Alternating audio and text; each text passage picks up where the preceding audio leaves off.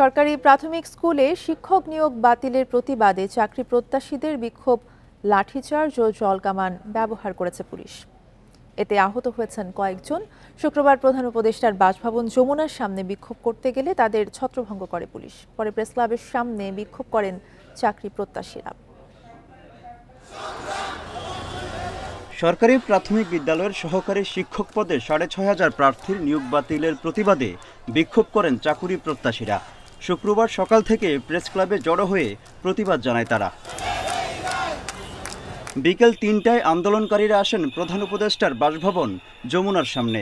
সেখানে তারা অবস্থান নিলে ছত্রভঙ্গ করে দেয় পুলিশ।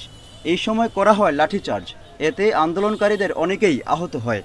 তো এখানে বিশৃঙ্খলা করতে আসি নাই, আমরা আমাদের ন্যায্য দাবি নিয়ে আসছি এবং শান্তিপূর্ণ অবস্থান করতেছিলাম। তাহলে ওনারা কেন আমাদের উপর হামলা করলো?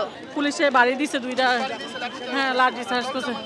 যমুনার সামনে অবস্থান নিতে না পেরে মিছিল করে আবারও প্রেস ক্লাবের সামনে অবস্থান নেন তারা। চাকরিতে নিয়োগের দাবিতে নানা স্লোগান দেন তারা।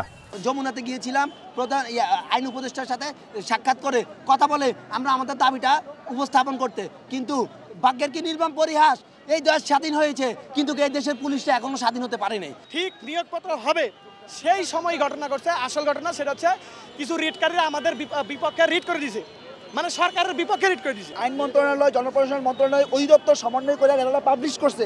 এর আগে বৃহস্পতিবার প্রাথমিক শিক্ষক পদে তৃতীয় ধাপে ঢাকা ও চট্টগ্রাম বিভাগে চূড়ান্তভাবে উত্তীর্ণ ৬,৫৩১ জনের নিয়োগ বাতিল করে high court. Mohammad Omar Faruk, independent news, Dhaka.